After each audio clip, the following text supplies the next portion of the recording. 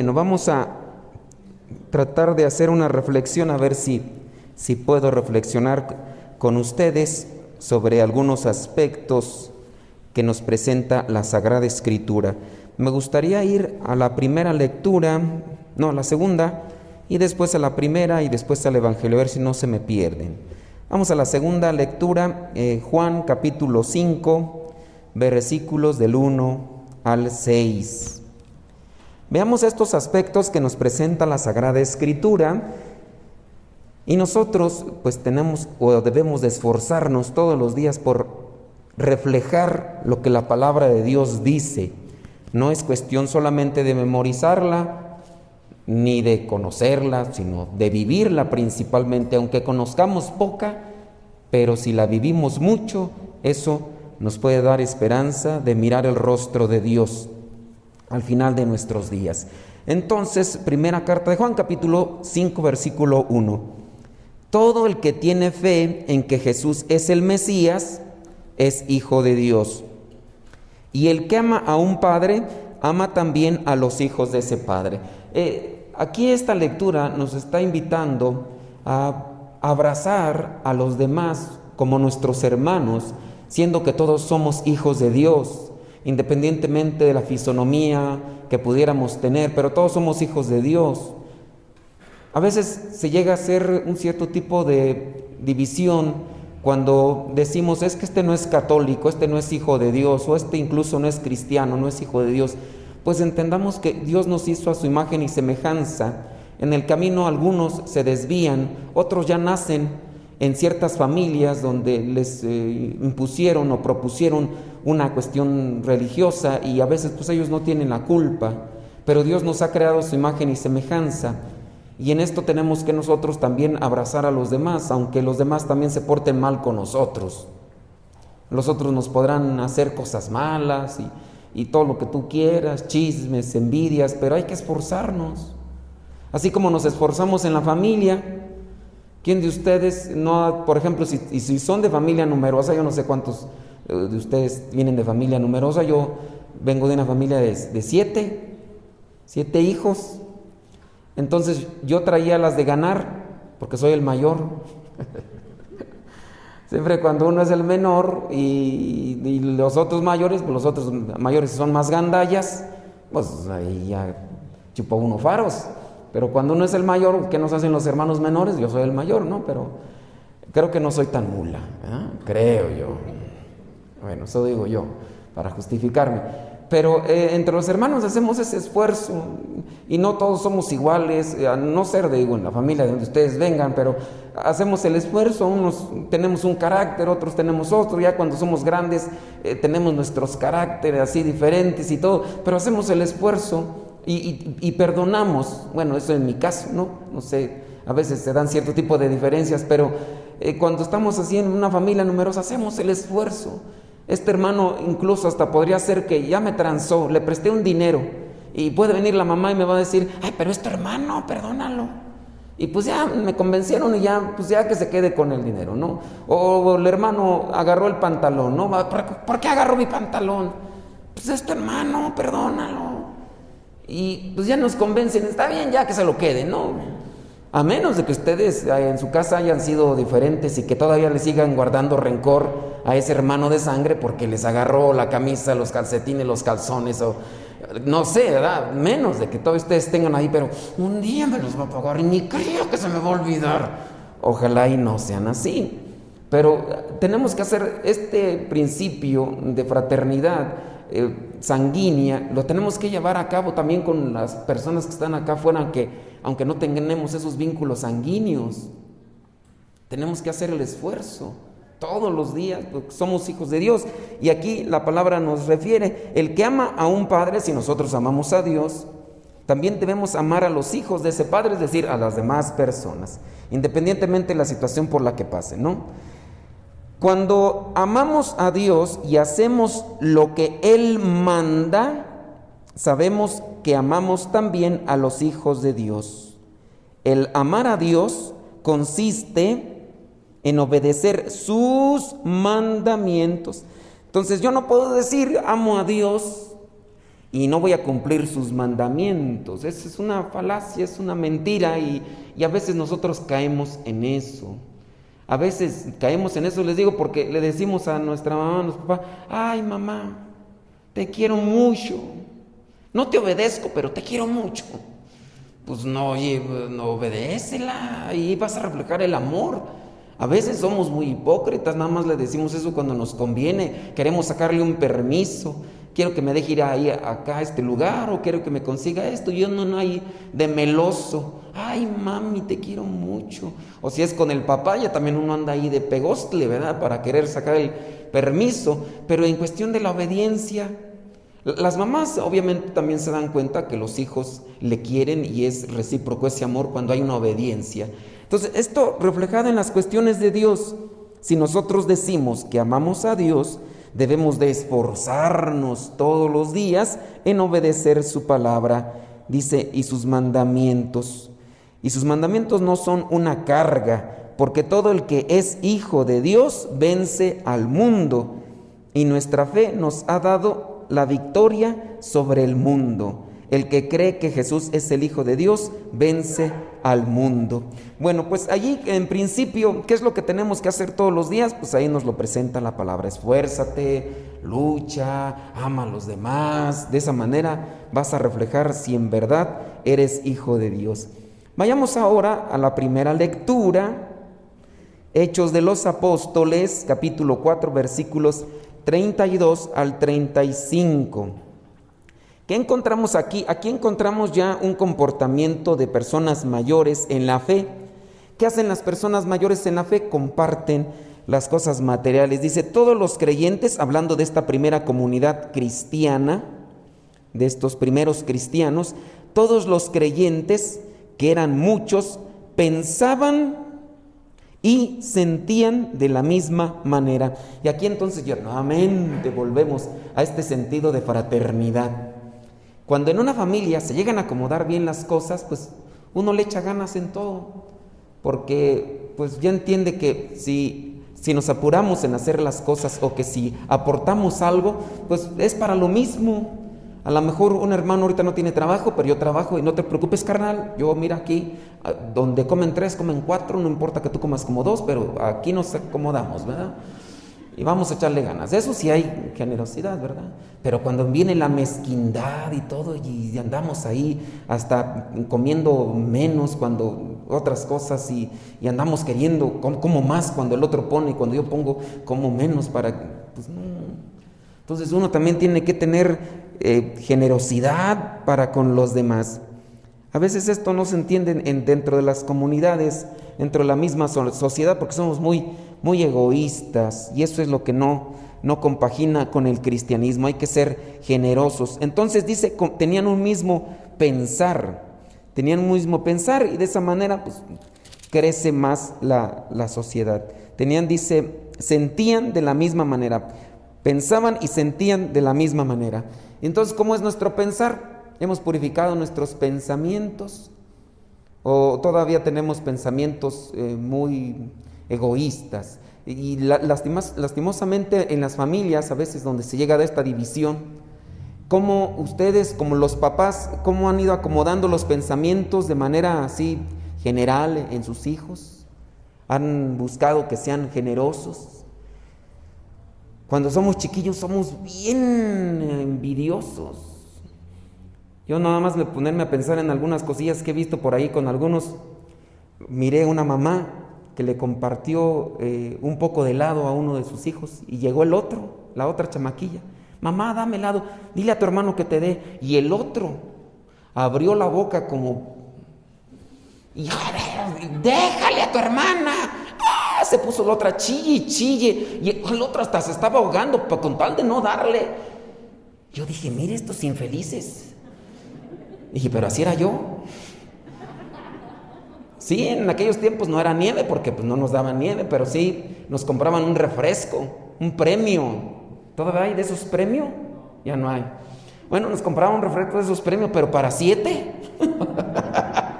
Entonces decían mis papás: échale un trago, cada quien un trago, pero un trago, no hombre, hasta górgoros le aventaba uno para agarrarle más. Y luego todos así a ver si alcanzábamos la segunda ronda, y pues había unos que... El que tenía era más gargantón, pues tomaba más. Y nos peleábamos y por un refresco. Y luego hasta golpes nos dábamos por qué no me dio? Y no sé qué. Bueno, pero hablando del sentido de generosidad, tenemos un mismo pensar, tenemos una misma manera de mirar las cosas. En eso pues ustedes tienen que trabajar, ustedes como papás con sus hijos, ser equitativos. Por ahí me platican de cierta situación, de dos chamaquitas que compraron vestidos que eran cuatitas, y entonces pues que compraron vestidos, no eran iguales porque se los regalaron, pero que uno estaba bien feyecito y que una levantó luego la mano y dijo, me gusta ese, el más feo. Y le preguntaron, oye, ¿por qué escogiste si está más feo? Dice, pues para que mi hermana se quede con el más bonito. Y dije, vaya, pues por lo menos uno en 1000 o en 1,000,000. Muchos de nosotros nos andamos siempre peleando por lo mejor o lo que está más bueno. Tener un mismo pensar y un mismo actuar. ¿Cómo actuamos en nuestras familias? Aquí en la comunidad religiosa, como que nos hemos ido adaptando a un cierto tipo también de vida así, comunitario, pero nos cuesta mucho. Nos cuesta mucho porque pues ya cuando nos tocan realizar las actividades, tener un mismo pensar, pues ahí los padres superiores nos van ahí llevando para que compórtense así. Mirar, te toca hacer esto, hazlo, y el otro que haga otra cosa, y ya terminó el otro y ahora ayuda, y pues bueno, pero pues sí tenemos nuestras luchas porque de repente pues también nos gana el ego y andamos ahí queriendo hacer menos que el otro, y no es para cuando comer, ¿verdad? Porque dicen ya queremos comer más que el otro, pero pues tenemos que ir trabajando también nosotros en esa cuestión. Y ya cuando uno cambia de mentalidad, cuando uno cambia el chip, dentro de lo que es la neurología, se llama mapas neuronales, y es interesante porque los neurólogos dicen que en el mismo cerebro estos mapas neuronales se van estructurando y solidificando de manera que al adquirir fuerza, a veces una persona ya no hay necesidad de estarle diciendo las cosas porque el mapa neuronal se ha constituido en esa línea. Y uno de los neurólogos presentaba un ejemplo, dice, pusimos a una persona y la dormimos con un cierto tipo de hipnosis, que sí se puede. Entonces pusimos a una religiosa a dormir. Después, dentro de la hipnosis, le dijimos que se robara una cartera que estaba en uno de los sacos que habían puesto ahí enfrente de una silla. Cuando le dijeron que agarrara la cartera que estaba en el saco de enfrente, la religiosa despertó y dijo, no, es que eso es robar. Porque tenía su mapa neuronal, ya estaba desconectado de el tomar cosas que no eran de su propiedad. Pero trajeron una persona que se encontraron en la calle, un trabajador común, y también le hicieron este tipo de hipnosis, y al dormirlo le dijeron, agarra la cartera que está enfrente, y no, hombre, antes de que terminaran de decirle ya la tenía en la mano. Pues quién sabe cómo sería en el trabajo. Y eso es como uno de los estudios que hacen los neurólogos para tratar de decir, cuando uno se va ejercitando en una manera de pensar, después tú te acostumbras. Veamos, por ejemplo, las personas de provincia, allá en los ranchos, yo soy de Guanajuato, será porque ya somos más buenos, más amables, ¿verdad? Acá ya me descompuse, ¿verdad? Pero allá uno le habla a toda la gente. Uno va por la calle, buenos días, y aunque no le conozcan a uno, yo he ido a ciertos lugares, en Celaya, en Dolores Hidalgo, y por ahí, y uno va caminando por la calle y te encuentras a la gente, buenos días, y aquí, si te hablan es, échale cartera. Resulta que un día vino a visitar mi hermano. Entonces, pues ya andábamos por aquí, pues lo quise sacar a pasear para que no nada más conociera boyeros. Dije, pues que aún no hay nada bueno. No es cierto. Bueno, sí es cierto. Entonces lo llevé a Texcoco, le dije, te voy a llevar a Texcoco, allá nomás para que paseas. No hay nada bueno, pero pues ya que la Texcoco. No, pues y mi hermano llegó asustado, dice, oye, aquí la gente mira con ojos así de maldito. Dice, sí, como que todos te andan tanteando, así te andan escaneando, así rastreando de arriba abajo a ver qué traes mal puesto. Le dije, pues ya después uno se acostumbra. Entonces uno también tiene que ir acostumbrando la manera de de ver las cosas, pero en el sentido positivo, cristiano. Y hay que trabajar en la mente también ese pensamiento. Todos los días, yo sé, nos podemos rodear de gente que tiene envidia, que es orgullosa, y dice el refrán, y a veces se hace una realidad: el que con lobos se junta, ahí está, hasta ustedes se lo saben. A lo mejor también lo ponen en práctica, ¿verdad? Pero júntense con gente mendiga y van a hacer eso. Pero traten de juntarse con gente buena, con la que vayan participando principios, valores, y hasta dejar de decir malas palabras, y van a ver que poco a poco, digo, no se van a purificar de la noche a la mañana, pero pues uno se va a sentir incómodo. Por ejemplo, si tenemos el mal hábito de decir malas palabras, si tenemos ese mal hábito de 10 palabras, me aviento 8 malas palabras, cuando yo me junto con otras personas que no dicen malas palabras, hasta me voy a sentir incómodo y ya no las digo, ¿no? Porque los demás no dicen, y ya con eso voy cambiando mi manera de pensar. Pero me sacan de ese hábito, de ese ambiente, y me llevan al ambiente donde estoy acostumbrado. No, hombre, hasta me voy a sentir yo santo, porque ahora digo poquitas y los otros dicen muchas. Entonces es ir cambiando poco a poco. Por eso también ayuda muchísimo lo que son los ambientes de comunidad, el ambiente de comunidad, de fraternidad dentro de una iglesia. Yo vengo y participo aquí, entonces adquiero otro modo de mirar y de pensar, y también junto con la palabra. Y eso era lo que sucedía en aquellos tiempos con las comunidades cristianas. Dice ahí en el versículo 33, dice: los apóstoles seguían dando un poderoso testimonio, los que estaban al frente. Por eso tan importante es que los papás den mucho testimonio, porque pues, si los papás le dicen a los hijos, no digas mentiras, y apenas habla la tía chismosa, mamá, te habla mi tía, dile que no estoy. O llegó el abonero, ¿no? El de Electra, el de Coppel. Mamá, llegó el abonero. Cállate, no hablen. Tanto que toque la puerta, ya nos dejaron un papelito abajo, rómpelo. Pues, y le dices que no diga mentiras, pues oye, pues, no. Entonces aquí principal dice: los apóstoles seguían dando un poderoso testimonio de la resurrección del Señor Jesús. Tenemos que dar, los que estamos al frente, tenemos que esforzarnos en dar testimonio. Así también ustedes, papás, que están al frente de la familia, no solamente se tiene que cargar sobre uno el testimonio, sino la obligación, sino sobre los dos. Qué mal se ve, ¿verdad? Que la mamá esforzándose por no decir malas palabras, por portarse bien, pero el papá todo lo contrario, todo lo que vendría a ser lo contrario de la mamá. Pues, los hijos se van a acomodar con quien les convenga, y eso pues obviamente no beneficia para el crecimiento espiritual. Dice en el versículo 34, no había entre ellos ningún necesitado, porque quienes tenían terrenos o casas los vendían y el dinero lo ponían a disposición de los apóstoles. Hasta uno se siente bien contento cuando encuentra ese tipo de familias generosas, desprendidas. Cuando uno de los hermanos, ya estando todos casados, uno de los hermanos se enferma y sale el hermano y le dice: hermano, ¿en qué te podemos ayudar? Mira, aquí está este dinerito, te traemos medicinas, te traemos una despensa, ándale esto y lo otro, mira, ¿en qué te podemos ayudar? No te preocupes, a ver, vamos a juntarnos entre todos. ¡Qué bonito! Pero qué triste, ¿verdad? Cuando hasta los mismos papás se enferman. No hay nadie entre los hermanos quien eche una ayudadita. Y si hay uno por ahí que hace una ayudadita, lo está exhibiendo hasta en el Facebook para que los demás lo vean. Y es una ayudadita minúscula, pero nada más para decir que los demás no ayudan y que él sigue ahí con una baba nada más. Y qué feo. Y luego más si el hermano está enfermo, y no, pues que se rasque con las propias uñas. Cabo también es igual que yo, que no sé qué, qué feo.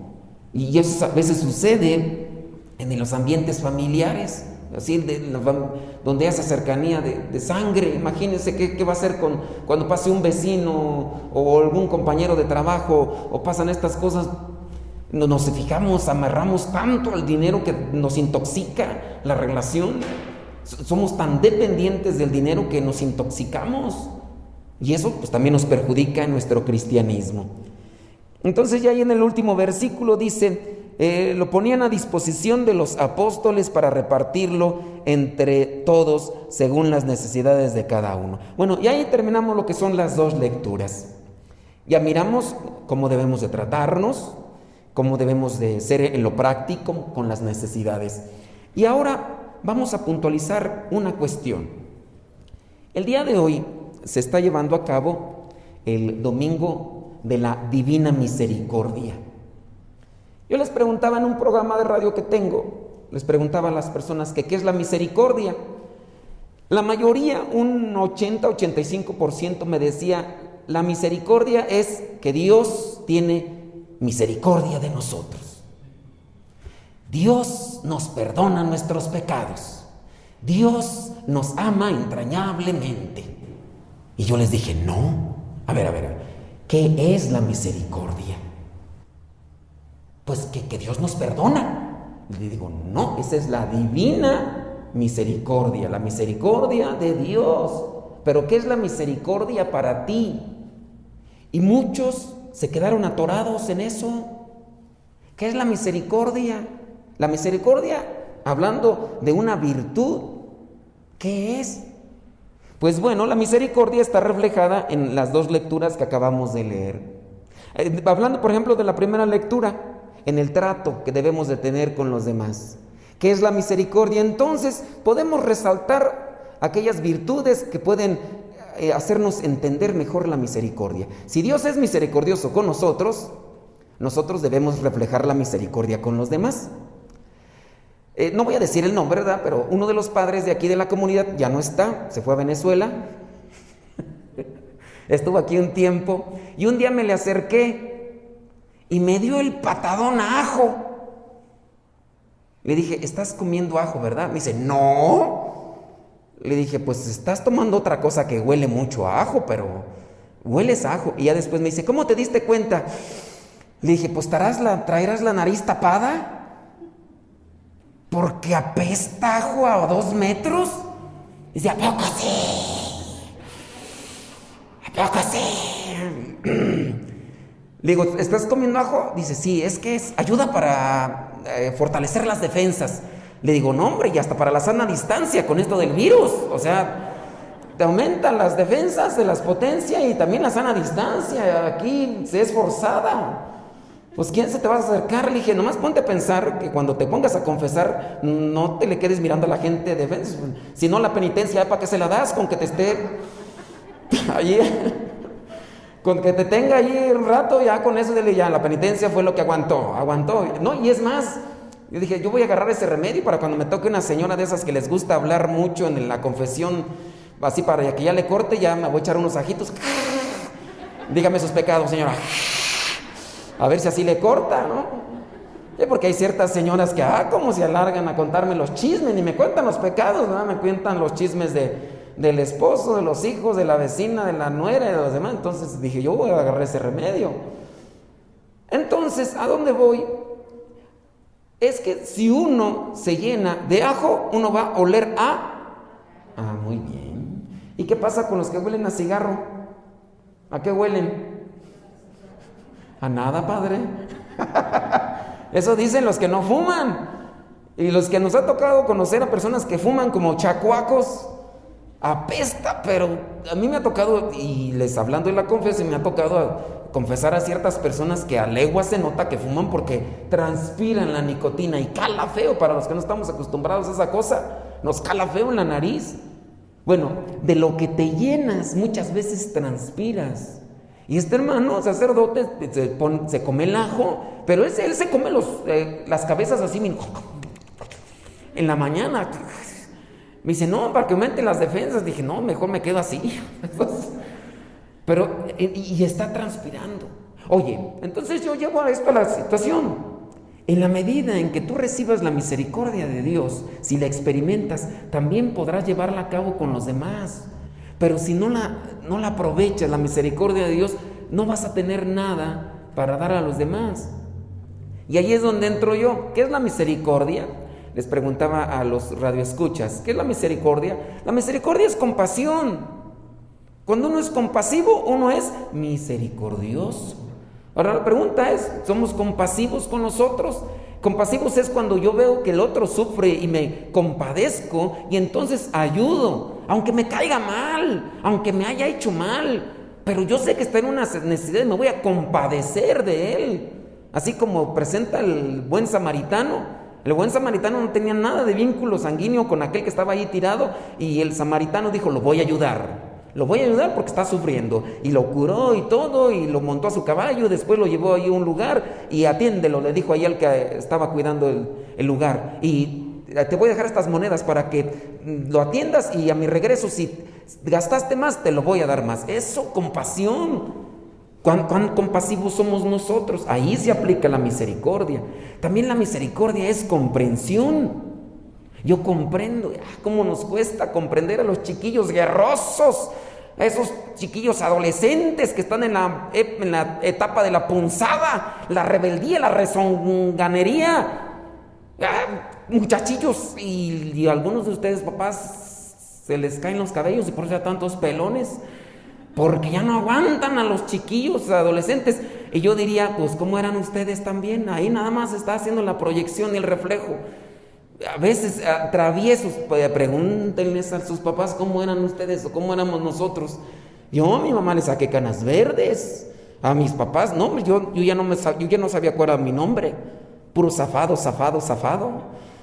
travieso y agarrón, tentón, sin qué hacer. Esos eran mis nombres. Nada más cuando iba ya a la escuela me decían por mi nombre, y allí era donde me hablaban por mi nombre y me decían, te estamos hablando de ti. Perdón, es que en la casa nada más puro zafado, tentón y agarrón. Pues sí, pero igual hay que ser comprensivos. ¿Quién de ustedes no tiene a veces abuelitos en su casa? Ya nomás los abuelitos a veces nos están repitiendo lo mismo que escuchamos siempre, nada más con diferentes palabras. Y ahí viene la historia 50,000 veces que me la ha repetido. Pero hay que ser comprensivos, porque un día, si Dios nos deja y el virus también, vamos a estar igual o peor. La comprensión con los enfermos. Hay enfermos bien desesperados, también hay que ser comprensivos. Entonces, la misericordia en la comprensión, la misericordia en la compasión, la misericordia en la paciencia. Hay que ser paciente, Señor, ayúdame a ser paciente. Así como también tuvieron que ser pacientes los apóstoles con Tomás, cuando Tomás les está diciendo, no, ustedes dicen que se les apareció. No, yo hasta no ver, no creer, hasta que no meta mis dedos allí en las llagas de Jesús, y que le meto así a ver si es cierto, y que a ver si respinga, y hasta ese momento yo voy a creer. Qué ganas de darle unos buenos cachetadas guajoloteras a Tomás para que entienda. Pero danos paciencia, Señor, a ver si se le aparece pronto y le da también su arrastrada al Señor, como nos la dio a nosotros.